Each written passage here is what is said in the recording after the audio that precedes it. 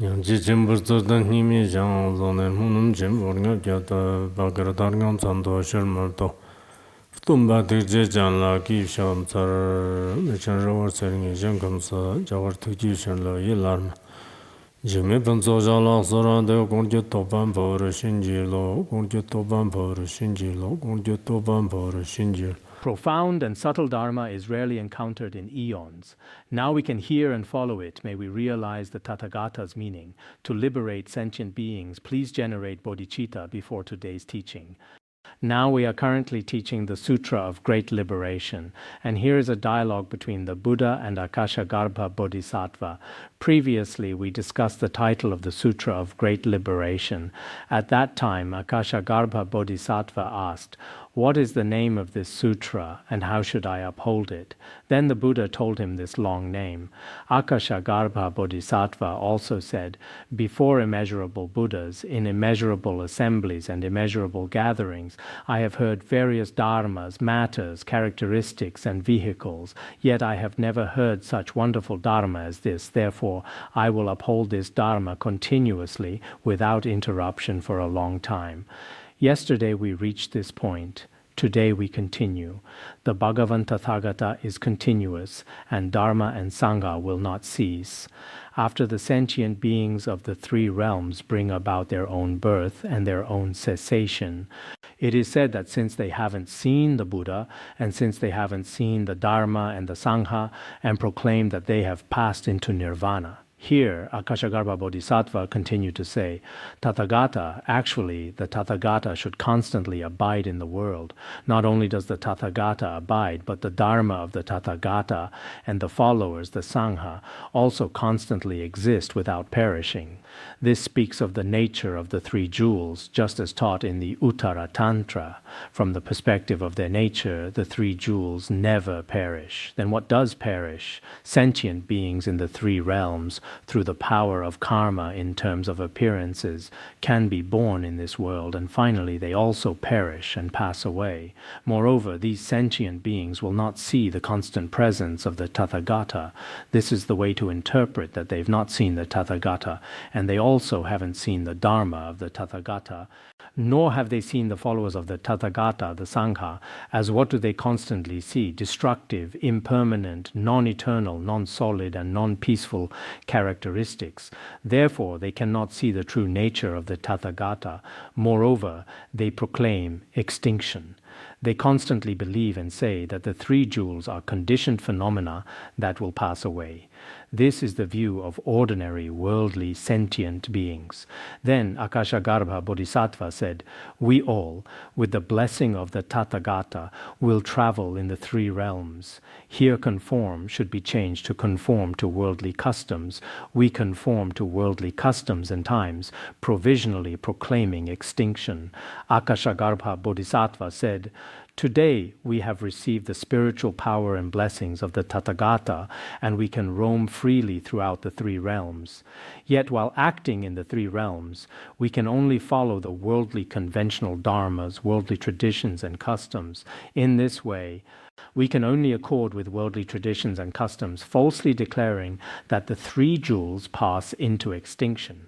In their essential nature, the three jewels do not perish, but bodhisattvas have to accord with the world, acknowledging conventionally that the three jewels are impermanent rather than permanent. Here, this principle of the two truths is taught. Akashagarbha Bodhisattva continued, "Bhagavan Tathagata, in order to pass beyond sorrow, we all will attain the Dharma body of the great being that enters the wisdom of the Buddha through 80,000 vehicles." He made this promise at that time. Akashagarbha Bodhisattva said that after the Buddha's future parinirvana, together with 80,000 beings who have completely penetrated the wisdom of the Buddha. Here, some versions say 80,000 long ago, but this distant is probably incorrect. In many versions, attained here is correct, and that is to say, 80,000 great beings of the Dharmakaya. What we commonly say is that these are those who have penetrated the Buddha's realization of emptiness. Such great beings of the Dharmakaya together will circulate this sutra and propagate the Sutra of Great Liberation. At that time, Akashagarbha Bodhisattva, together with so many great bodhisattvas and great noble ones, was preparing to spread this Dharma so that all sentient beings in the Dharma Dhatu will uphold this sutra.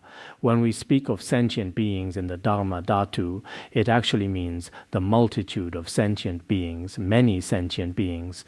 The Bodhisattva Akashagarbha vowed to cause these sentient beings of the Dharma Dhatu to uphold this sutra, recite this sutra, and practice in accordance with it. In this way, we will meditate just as you have explained, and we all will at the same time be established as Buddhas. We will not give up this sutra.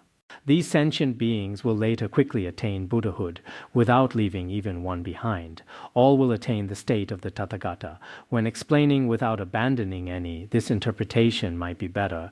After these sentient beings recite, uphold, and practice, in the end, all will attain the fruition of Buddhahood. All sentient beings who see, hear, become aware of, or know this sutra without leaving even one behind will all enter into the state of the Tathagata. At that time, Akashagarbha Bodhisattva also made a promise to the Tathagata. Then he also said, Bhagavan Tathagata, when any son of the lineage or daughter of the lineage who, in order to move beyond sorrow in this degenerate time, grasps this sutra as dharan, or reads it aloud, or recites it, or writes it down on the pages of a book, or causes it to be written down. In the Tibetan version it says, cause others to write, and so on. In this way, how much merit will they attain? This is Akashagarbha Bodhisattva asking a very important question on behalf of us, the later sentient beings. After the Buddha's parinirvana, in the degenerate age, if someone upholds it or recites it, to uphold means that we often carry this Dharma with us. To recite means we chant it ourselves, engage in recitation practice, write the sutra, and also have others write. In this way, exactly how great is the merit? At this time, the Buddha spoke about the merit of the sutra very well. I think after learning the merit of the Sutra of Great Liberation this time, everyone should also take it very seriously. In the future, whether in our own practice or wherever we are, there is no difference. I feel there is no difference where we practice. Some people say we must be in a monastery, must be in a quiet place, or must be far away from people. Of course, if you have these conditions, that is best. Otherwise, if you rely on bad friends or bad environments, for beginners, it is indeed rather difficult. There are certain difficulties. With the transmission and understanding of these sutras, in terms of practical matters, even though you do not have these conditions, you can practice anywhere at any time. Practice should not be limited by environment or by time. We should practice at all times, any time and anywhere. I feel the merit of this sutra is especially great. Now the Buddha told Akashagarbha Bodhisattva, son of the lineage, anyone who hears the mere name of this sutra will, because of it, have limitless merit, even greater than that of giving precious jewels enough to completely fill the great billion-fold world system. If someone were to fill the entire 3,000 great thousand worlds, and everyone knows about the 3,000 great thousand worlds, it's 1,000 small worlds multiplied by itself 3 times, which finally becomes this massive 3,000 great thousand world system. Different texts give different numbers. For example, the Mahaprajaparamita Shastra mentions 10 billion. Some say billions upon billions. The exact count varies, but basically we're talking about an incredibly vast number of worlds. So imagine filling all these worlds with precious jewels and giving them away to sentient beings. Obviously that would generate enormous merit. While some people merely hear the name of this sutra, the Sutra of Great Liberation, or just Great Liberation Sutra. In Tibetan we often say Great Liberation Sutra. If some merely hear the name of this sutra, this merit far surpasses the former. Just hearing the name of the sutra will generate inconceivable merits. Previously, when we taught the Lotus Sutra, we also spoke of the merit of the sutra's name. When teaching the Diamond Sutra, the merit of the name of the Diamond Sutra is also especially great. As for the Avatamsaka Sutra, the record of the miraculous responses of the 3 jewels states, if one hears the title and words of the Avatamsaka, one will definitely not fall into the four evil destinies. The merit of this great and vast teaching is inconceivable. That is to say, regarding the Avatamsaka Sutra, just hearing its title, one will not fall into the four evil destinies. What we often call the three evil destinies plus the world of Yama makes four evil destinies. The merit of such vast Mahayana sutras is inconceivable. When teaching the Avatamsaka Sutra, it is also stated this way in the records of miraculous responses to the three jewels. The record of miraculous responses of the three jewels was compiled by some great masters during the Song dynasty. Within it are recorded many miraculous responses of the Buddha jewel, Dharma jewel, and Sangha jewel. It seems not to be especially famous in China, but it is said that in Japan and other places, including Thailand and many other places, it has been translated into different languages and very well received. In this records, it mentions that sentient beings who hear the name of the Avatamsaka Sutra will not fall into the four evil destinies. So from a certain perspective, we can see that indeed the merit of this sutra is too great. Previously, when we taught the Shurangama Sutra, the merit was also very great. At that time, I really hoped many people could hear it completely, but later that did not happen either. Various things got in the way. Then last year with the Sutra of Great Liberation, we were able to live stream it and so many people joined. I was really happy about that. Whatever else happened, at least they got to hear the Sutra of Great Liberation and these names of Buddhas and Bodhisattvas, which is also very good. Yet everything is impermanent. For some sentient beings, perhaps merit also has something to do with it. So now, with only this small number of people having this opportunity to hear, everyone should also think that this truly does not come easily. Below, it will also be explained that just hearing the Sutra of Great Liberation, people without faith may think, how can it be that difficult? It is very simple. I can hear it any time. Perhaps it is so. Perhaps it is not so. Think about it carefully yourself. This is the merit of hearing the sutra's name. Then, setting aside this matter means again or furthermore. In the Tibetan, there is no very clear meaning either. After this, roughly it means something like this. Just now it was 3,000 worlds. Now it is 10,000 worlds. If someone were to fill the 10,000 worlds with precious jewels to give in charity, of course this merit is inconceivable, yet anyone who, having arranged this sutra into a book, merely holds it. To embrace and hold mean the same thing. It means that someone constantly holds the Sutra of Great Liberation, constantly carry it, either hanging it in a car or wearing it on their bodies like a liberation through wearing amulet, as the Sutra of Great Liberation can also be considered a liberation through wearing sutra or made into a prayer wheel. In any case, if someone has great faith in this sutra and constantly wear it, its virtue far surpasses what we just mentioned, filling 10 3,000 great thousand worlds. Just before it was 1 3,000 great thousand world system. Here it should be 10 3,000 great thousand world systems filled with precious jewels and given to other sentient beings in charity. The merit cannot be compared with this merit at all. This is the merit of upholding. Then, setting aside this matter, if someone fills the 10 directions worlds with precious jewels and also gives them in charity, of course this merit is also inconceivable. But this is not as good as some people writing the vast Mahayana Sutra of Great Liberation, even just one word, one sentence, or one verse from the Sutra of Great Liberation. Its merit also far surpasses the former. Just now it said, not as good as someone writing. And in the Tibetan, you can also add this in parentheses, having others to write. If you write it or have others write it, even just one word, one sentence, or a single verse, the merit is truly, for most of us, especially for people who don't understand Mahayana Buddhism, this sounds a bit mystical, kind of hard to wrap your head around. In the Sutra of Great Liberation, someone writes one word or one sentence, one verse. How can there be such great merit?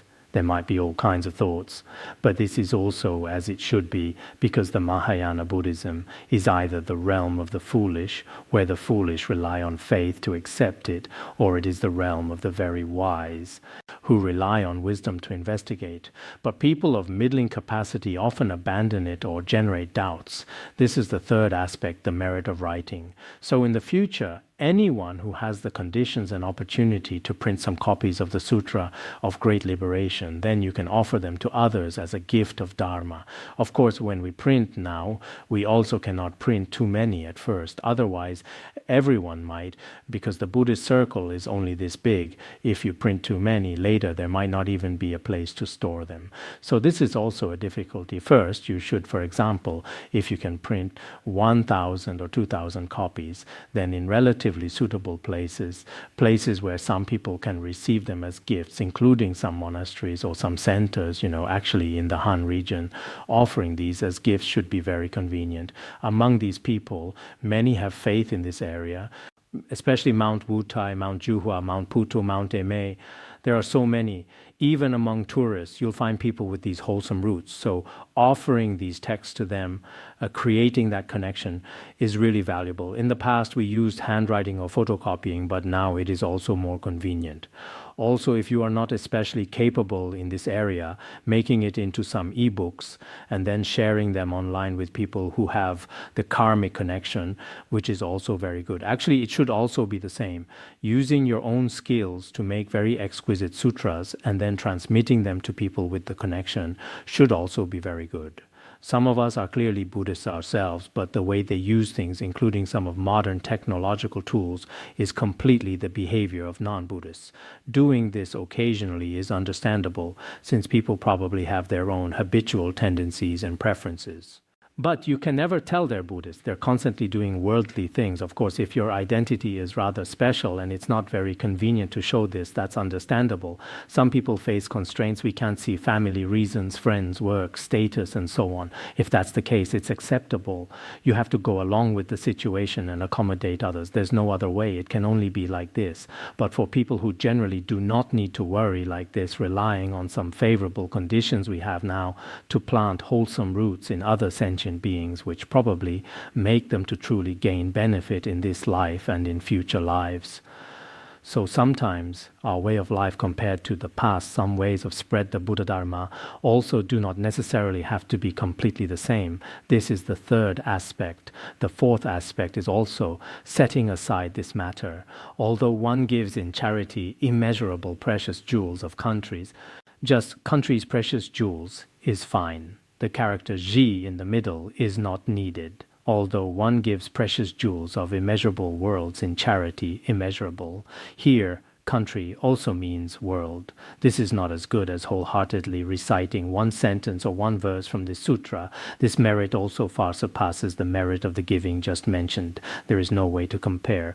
We should recite this sutra, and in the Tibetan region many people recite the Sutra of Great Liberation. I also mentioned the other day that some people constantly recite the Sutra of Great Liberation, taking it as a kind of daily practice. Now we often see very ancient copies of the Sutra of Great Liberation in some museums and libraries. It seems there is also someone's recitation text in the Lianzhou library, and I will show it to everyone later. It is also an especially ancient Sutra of Great Liberation. Many people recite the Sutra of Great Liberation throughout their lives. In this way, it indeed plants very good wholesome roots in one's own mind stream. The collection of all virtues also says, thus one phrase staining the consciousness will not decay through eons. One virtue entering the mind will never be forgotten through 10,000 generations. This means that if a Buddha's name or a phrase from the Buddha stains our consciousness, stains the alaya vijnana, then throughout eons it will not decay. If such a virtuous mind, one virtuous dharma enters the mind, then throughout 10,000 generations it will not disappear. What this means is that with our sincere intention, if we take one sentence or one verse from the Sutra of Great Liberation and explain it to others, to those with karmic connection, the merit far surpasses that. Sometimes we go to release life. Of course, the merit of releasing life is very great. But if we recite the Sutra of Great Liberation or explain it to others, then this merit is even greater. So you see, I have not gone to release life, staying here teaching the Sutra of Great Liberation, and some people go to release life every day. The merits will far surpasses those spending 100 days each year releasing life.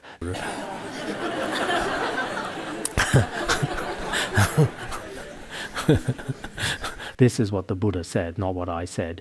You should not create divisive speech. And look at what this passage says. Below it is like this. When we're doing some study sessions in the future, perhaps the circle should be smaller. For example, 2 people or 3 people. That way everyone will have more opportunity to teach. Otherwise, in a large group, we're always just listening. Although our time together is also relatively short, ours is symbolic, not real teaching guidance. It's also to plant a virtuous root and to leave everyone with some memory. So you can look at the situation. If one person teaches, which is also fine, but among dozens of people, if only one person teaches, it takes forever for your turn to come around. Sometimes 2 or 3 people can teach by themselves, taking turns. Today you teach, tomorrow I teach. This works as well. The merit is also quite great. Even though you see one sentence or one verse, the merit is still very great. Why is this so? For what reason? As for material giving, actually this is worldly giving.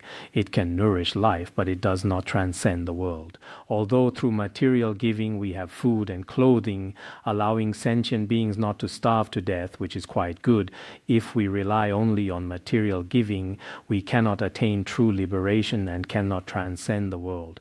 But this Mahayana Dharma giving, actually the Mahayana Dharma giving here, includes our recitation and giving to others, especially what was just explained at the end, giving the Dharma to others, even if you explain one verse or one sentence to others. In this way, it nourishes sentient beings' Bodhi roots. All sentient beings have Bodhi virtuous roots, which can be moistened and nourished by this sutra. Giving the Mahayana Dharma can also continue the vitality of the wisdom of the 3 vehicles. Here there is a slight difference, but it could be acceptable. It can continue the wisdom life of the 3 vehicles. As for constant life, the phrasing seems unusual, but many versions have it like this. Giving the Mahayana Dharma firstly prevents sentient beings' virtuous roots from being destroyed, and it can also continue the wisdom life of the Shravaka, Pratyeka Buddha, and Bodhisattva vehicles, which could also be called constant life, wisdom constant life. In Tibetan, it is also wisdom life, wisdom constant life, continuing wisdom and continuing the Buddha's wisdom life. It seems one version has constant life, son of lineage, but this may not be correct. In Tibetan, it is continuing the wisdom life of the 3 vehicles. Then the Buddha told the Bodhisattva Akashagarbha. Yes, here this point is mainly about the merit of Dharma giving. Just as in the Maharatnakuta Sutra, it also says, all the pleasant things in the 3 realms entirely given to one person is not as good as Dharma giving one verse. That merit is most supreme.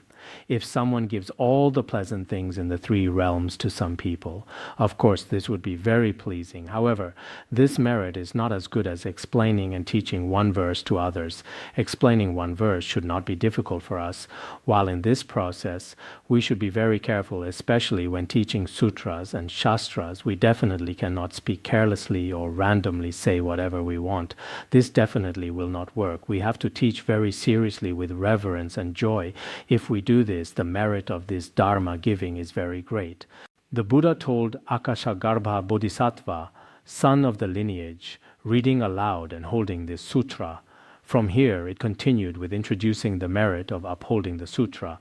Previously, some people were not good, while ever since spreading or upholding this sutra, these people have completely changed into different people. We should not look down on them. Previously, this one was a hunter or a butcher. They were such bad people. Saying this now is also not right, because the past is the past, the present is the present. The past was that person before encountering the Sutra of Great Liberation, but now they have already encountered the Sutra of Great Liberation. So in this way, their mind stream will change. Some monastics, when they were lay people, committed all kinds of evil, but later, after ordaining, their appearance and mindset have completely changed. So there are changes. Below, the Buddha also said, son of the lineage, reading aloud and holding this sutra. Even if you were previously an evil person endowed with negativities, from today onward makes you now one endowed with virtue. Then, even if you previously had suffering, now you have resources. Originally, this person was always frowning with a sad face, a very suffering person. In our world, some people truly have a mindset, perhaps related to past life karma, where the suffering component is relatively more and joy is very little, almost non-existent. Some people, according to some of our Dharma friends here, have never smiled. Can this person smile, really? It might have been over 10 years ago. I have never seen their smile, never seen their teeth. Some truly have suffering, but after they encounter the Sutra of Great Liberation, sometimes they might have a bit of a smile. Sometimes when you look, you may not necessarily see all the teeth, but you can see one or two teeth. It can be like this. The blessings of this Sutra of Great Liberation are very great. Actually, sometimes we should be happy. Recently, I learned about some stories about people who carry cement and bricks every day in Mount Emei. Many buildings on Mount Emei need brick and tile that have to be carried up. There's a woman who carries over 200 jin each time. When she gets carrying work, she's really happy because she has a job. A lot of times she doesn't have any work, so all day she carries loads up like this, step by step. When she has work like this, she's really happy. So she carries over 200 jin each time. I think about many of us, not to mention over 200 jin, carrying 100 jin, and walking a few steps would probably be very difficult. So people sometimes should think about this. When you see their smiles and think that we live in such worry-free circumstances, yet we seem very suffering. So sometimes this kind of inner joy or a smile on the face, or this kind of mental balance in a certain sense, may not necessarily depend on the pressure of life or material things. People should have a kind of invisible power, which is also very important. Without comparison, we also do not know what is superior. Before learning the Sutra of Great Liberation, people who were especially suffering, ever since encountering the Sutra afterwards, you can see their smiles. Originally, a person bound by afflictions without freedom, after learning this sutra, they become a liberated person. Originally, they were a person without salvation later.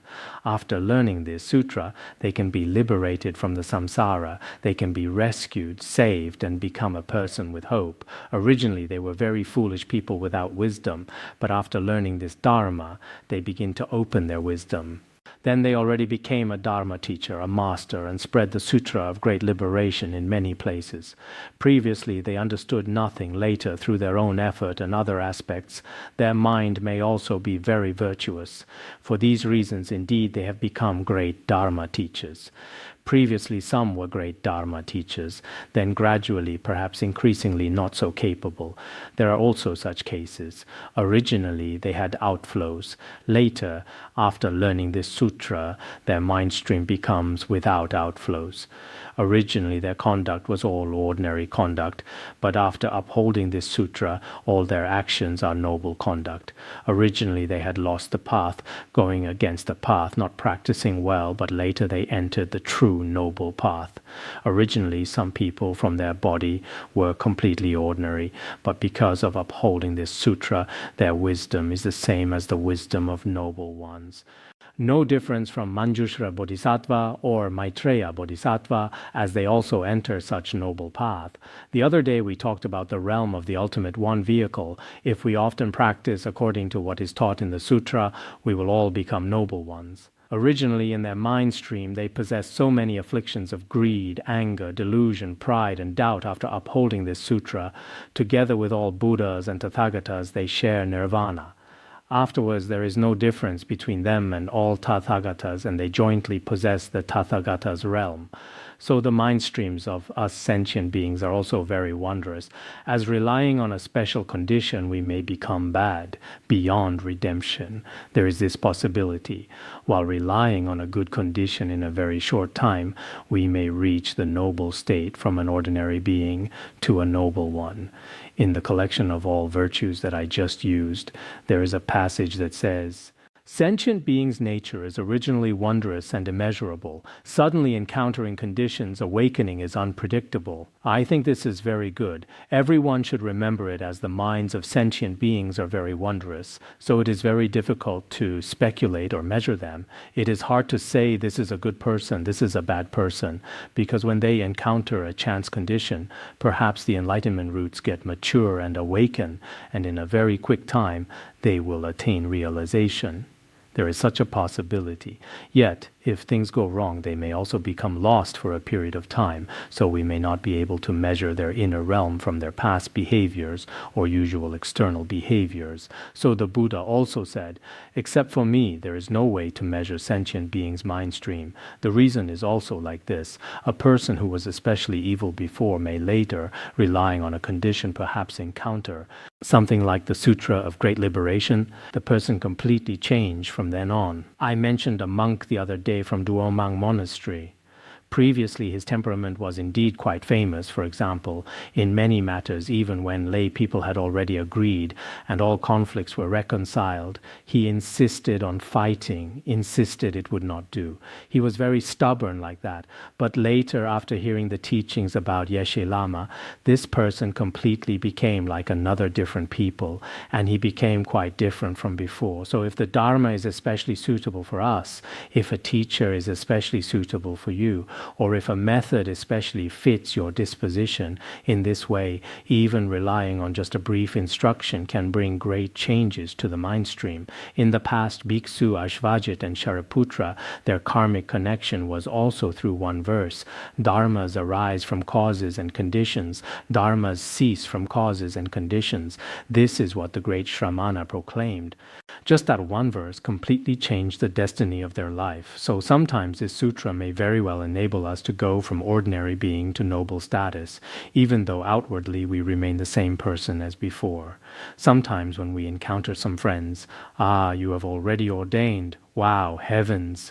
Looking like this, they recall what this person was like before. When I first ordained, many people also evaluated me like this. I felt especially uncomfortable. You have already ordained, haha. Some people kept using another kind of mockery, but later I also did not have any great attainment. In any case, through the blessings of the gurus and three jewels, I still persevered all along for this kind of faith. So, relying on the blessings of Mahayana Buddhism, when we observe a person's transformation from the outside, it may be hard to believe both for themselves and for others. It's true that any kind of transformation may occur through Mahayana Buddhism.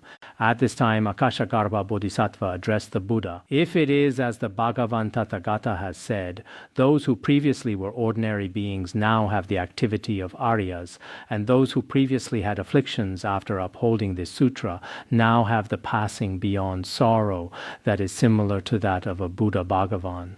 Originally, the afflictions were so heavy, but you said, as long as one upholds this sutra, just like when we recite liberation through wearing, one has the same connection as the Tathagata, already equally attaining nirvana. Akashagarbha Bodhisattva found this somewhat difficult to understand, and he said, then is it the case that those who broke the 4 root precepts, committed the 5 acts of immediate retribution, and also disparaged the holy Dharma by merely reading this sutra aloud, abandon their afflictions and indeed are in concordance with passing beyond sorrow? Is this the meaning? If this sutra is so powerful, then in the sutra vehicle we have already taught that those who break precepts, commit the 5 acts of immediate retribution and slander the Dharma, these are very serious. For example, in the treatise on entering Mahayana, it is same in Han Regent's version. It says, the sin of slandering the Dharma exceeds the 5 heinous crimes. The evil destinies are long and remote, long enduring sufferings retribution.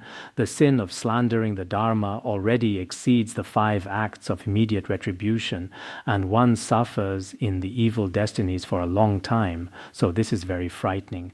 One with such serious negative karma, relying on this sutra, reciting it a few times, or upholding, hearing, explaining to others, in this way, truly eliminating afflictions, being the same as the Tathagata, will equally attain nirvana.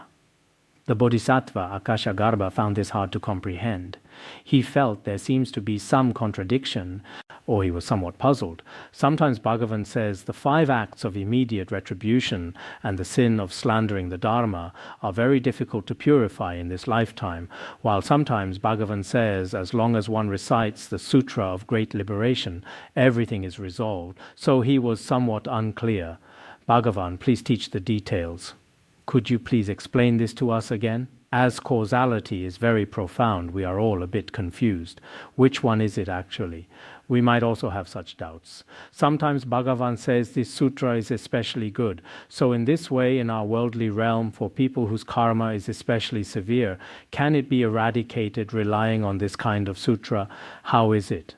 Below, the Buddha said, "Excellent, excellent. Son of the lineage, since you have properly asked, then I will properly explain." The Buddha said, "Son of the lineage, your question is truly wonderful. You asked extremely well, and I answer even better." Sometimes when you look at Buddhist sutras, the whole scene unfolds with quite an artistic and profound quality. Because they do not encounter the Buddha, all sentient beings have wrong views, break precepts, and slander the true Dharma. He said in the following teaching story when the Buddha answers here, it is somewhat different from the way we usually answer. Everyone needs to pay close attention to this. He said, all sentient beings, because they have not encountered the Buddha, they might generate wrong views, then break precepts and slander the Mahayana Dharma, and also commit the 5 acts of immediate retribution and so on. When the Buddha resides in the world, there is no degeneration of ethics and no disparagement of the holy Dharma. If they encountered the Buddha, if the Buddha were in the world, they would not commit these transgressions, including slandering the true Dharma. These also would not occur. Why is this so? Below begins the explanation of this dependent origination. Below is a story which is also a parable, using this principle to explain the Buddha's answer to Akashagarbha Bodhisattva's question. What is the parable below like? He explains it this way. For example, there was a nobleman who had only one son, whom he especially loved. He had an only son who was utterly precious and dear to him, especially loved him, especially cherished him. When the father was there, since the father was also especially caring toward him, the father taught him and gave advice day and night, just like parents nowadays, toward their children day and night, having them do homework, learn piano, learn English, learn singing and dancing. Some children nowadays are truly very pitiful. Some of them feel that after coming to this world, their parents keep pushing and pushing. Finally, when they reach their 20s or 30s, they still cannot find a satisfying job and in the end develop depression. So a bit this world in the past, there seemed not to be so much learning, but children were relatively free. Especially some children abroad, they basically have no constraints. In the past, when we were children, we spent every day on the grassland wearing tattered clothes, but feeling very free under the blue sky and white clouds among the flowers. You see, even when I was 15 years old, I did not even understand a single phonetic letter, did not understand gaha ganga in such a world. So sometimes, whether the lives of children today are happy, probably in the past many people were also like this. In any case, this is all beside the point. Since the father also taught him day and night, the mother was not mentioned. I do not know if there was one. Probably it is the same now as it was in the past. Now they say, in some data it shows that in some countries the divorce rate has already reached 63.7%. Some say 53 point something, and some countries 38 point something. Which countries? You can figure that out yourselves. Here it is also a story of only a father with a child. The father taught the son every day. All the son's actions were without contradiction to that advice. The child was also especially well behaved and obedient, doing everything in accord with his father's wishes, and he was also very filial. Because of receiving his father's instruction and guidance, the child basically did not commit any mistakes in all aspects. He was very proper and correct, whether in studies or in his usual behavior. Later the father traveled far away. He had to go on a business trip or go to a very distant place, temporarily not returning, unable to return all the time. Then gradually this child slowly forgot all of his father's teachings, and then the mistakes he committed became more and more, because the father had not returned after a long time, and moreover this child heard that his father had already died outside. Perhaps due to some news, the child heard proclamations of death and extinction. The father had already died. At this time he wept and cried sorrowfully, constantly crying, very sad. Moreover, he became more rebellious, even more disobedient. Because the father was also not there, his heart was probably also very wounded. Such a small child, probably there was no mother either, or I do not know how, he became more and more disobedient, worried and lost his mind because of sorrow, distress, and mental agitation, and then his original mind was already lost. After this, he completely forgot all of his father's original teachings, and at this time he engaged only in contradictory behavior. As for all his actions, in the Tibetan, all his actions were not in accord. Previously, hadn't he obeyed everything, been in accord with everything? But here, because he forgot all of his father's teachings, some children nowadays who do not have parents truly don't have parents. When they reach a certain age, those left behind children who from childhood have not had parental love, their whole character becomes both withdrawn and suffering in various ways. In the end, whatever they do is not in accord. This parable tells us about why some people slander the Dharma. As just explained, this child was away from his father for a very long time, and moreover heard that his father was no longer alive, and then he began to commit all kinds of evil. This is equivalent to these sentient beings slander Mahayana Buddhism, because being away from the Buddha for a very long time, this is where the meaning of the parable appears briefly in the middle. Then it continues further. After this father had been gone for a very long time, he returned from a very distant place. After returning, the son was also especially joyful. When the father returned, the son also began to simultaneously remember these original teachings of his father. Then he again began to be relatively well behaved, upholding without transgression. He would never again. It was also exactly the same as before. With his father's care, he would not commit mistakes again because he saw his father and believed his father had not died. Then he would also not fall into rebellion or engaged in misdeeds.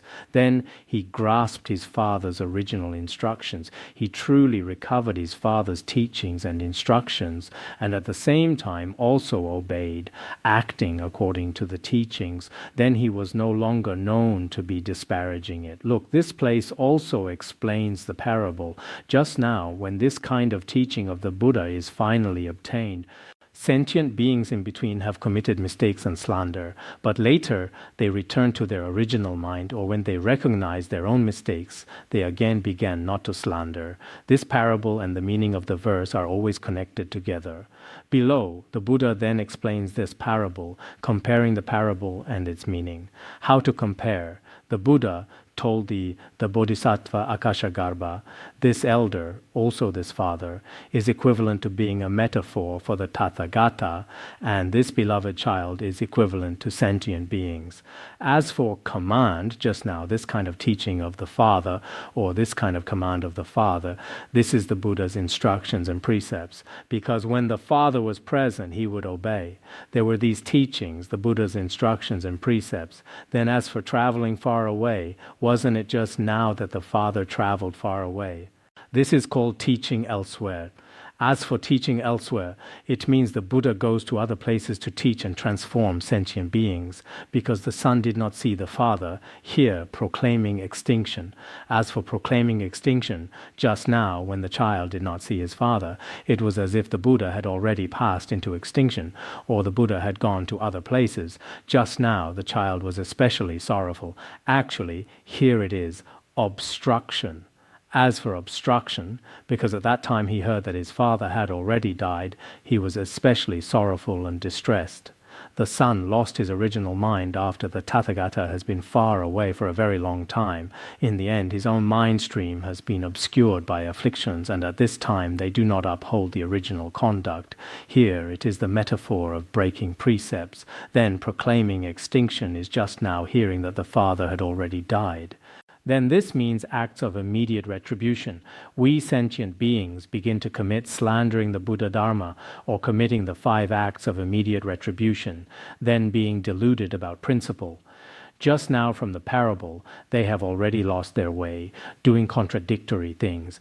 This is slandering Mahayana Dharma. These two are compared in this way. These two are equivalent to just now the fathers traveling far away, and then in between being far from the Buddha. If there is the Buddha beside us, sentient beings, probably we would not create negative karma. But if we, just like children who have left their parents without the guidance of spiritual friends, without the guidance of the Buddha, then sentient beings indeed also slander. Now in our reality it is also like this. Many teachers, some with wrong knowledge, evil spiritual friends, they often cause other sentient beings to slander and commit the 5 acts of immediate retribution. Most are led by evil friends. Why does Buddhism constantly say to stay away from evil friends? Staying away from evil friends is truly very important because ordinary people do not have much independent judgment of their own. Just like students in schools now, they do not have much independent judgment. Whatever the teacher says becomes their values. We're also ordinary sentient beings. If we rely on evil friends and evil environments, we're just like these left behind children without a father, without parents. Their behavior is completely shaped by the behavior of other little friends just the same. Once his father is found and brought back, the child's behavior has also already been reformed from evil to righteousness. We are also the same. Once we encounter the Buddha or encounter spiritual friends representing the Buddha, at such a time our behavior truly will begin to become pure. Looking at the above, it was the comparison between meaning and parable. Then below, it seems to be explained only from the Buddha's perspective, not from the child that just mentioned. Probably from this point it has already concluded. Below, the Tathagata goes to other places to liberate sentient beings and then returns. At this time, sentient beings see him, then generate faith, knowing the Buddha has not passed into extinction. Then the Buddha proclaims for these sentient beings, and moreover they attain their original mind. After this, they will not break precepts, since they know the Buddha has not passed into extinction, and they will not fall into rebellious conduct, and their acts will be in accord with the teachings, and properly acting in accordance with the instructions, understanding the principle in this way, finally attaining liberation.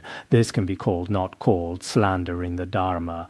This passage probably only speaks from the meaning. For example, if the Tathagata goes to other places, then sentient beings are very lonely and might commit all kinds of negative karma. Once the Tathagata or spiritual friends return and turn the Dharma wheel, then knowing their own behavior, they do not follow the behavior of evil spiritual friends and begin to worsen. It may be explained from this perspective. For example, sentient beings temporarily lose their original mind, then relying on evil spiritual friends, commit all kinds of negative karma, but once, just as taught in the Uttara Tantra, they learn about the Dharmakaya does not perish and the liberation body does not perish, and finally return to the original mind. Once they know that originally the Tathagata is unborn and imperishable, and they has never left, then they find the inherently present Tathagata within oneself. At this time, sentient beings will not create negative karma. Even if they create negative karma, in a very quick time it can also be purified. Just like in the Sutra on King Ajatashatru's removal of sins, there is also in Tibetan and there is also in Chinese in the end, King Ajatashatru completely according to the ultimate truth. The one who confesses what is confessed, the nature of confessing negative karma, all in a way that does not exist, he engaged in confession. This should be very good. Just now, this parable in the middle, look at it again. According to my understanding, it is like this. Perhaps explaining it this way is a bit better. The Buddha told the Bodhisattva Akashagarbha, those who recite this sutra can eliminate the heavy evil karmas of immeasurable birth-death afflictions. Indeed, our best confession is to recite this sutra. Then, whoever hears this sutra hears the name of the Buddha. Whoever sees this sutra sees the face of the Buddha. This we have also often quoted in other places. Whoever holds this sutra holds the body of the Buddha. If we practice this sutra, we practice the Buddha's activities. This sutra is the Buddha's work. If we teach and explain this sutra to others, it is actually telling others about the Buddha's activities.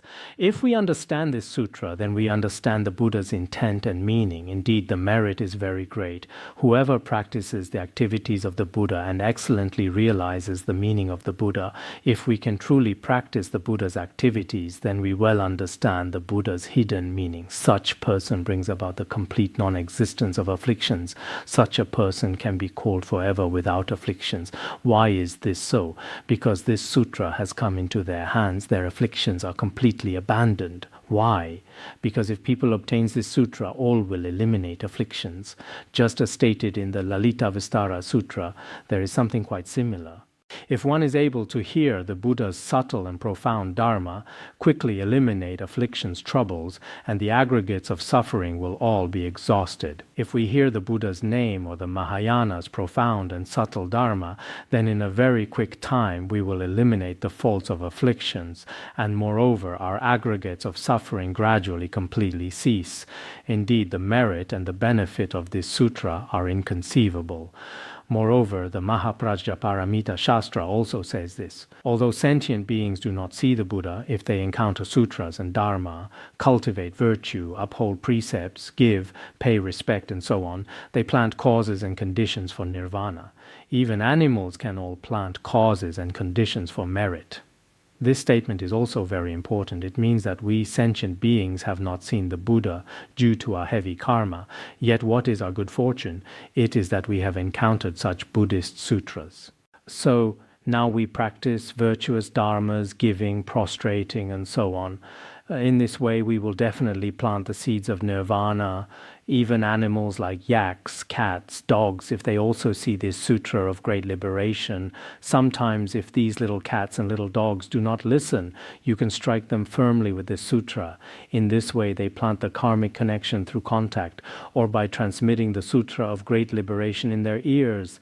Namo Buddhaya, Namo Dharmaya, Namo Sanghaya. These sentient beings will also attain liberation. This is very important. Originally, I wanted to finish this section, but there's time limitation. Stopping here is also fine. Because this sutra has come into their hands, their afflictions are completely abandoned. Indeed, I think those of us present should be joyful. Encountering this sutra, although the people are few, there's no other way. Encountering this sutra is still very meritorious. You should think it over carefully. Sometimes when you look at it, being reborn into samsara like this is very pitiable. But sometimes encountering liberation through wearing in the sutra vehicle, liberation through wearing, liberation through hearing, liberation through seeing, and also liberation through touching, liberation through recollection, and so on, all are possible. This sutra can be used because its name is the Sutra of Great Liberation. Whoever forms a connection with it can all attain liberation. So in the future, we should definitely spread it. Everyone should make aspirations. In the future, as long as I have the opportunity, whenever this sutra is finished being taught, the next day I will go out and propagate this dharma. Not to mention the next day, that very evening, if it finishes at 9 o'clock, at 10 o'clock, I will rent a car and go out to spread the dharma.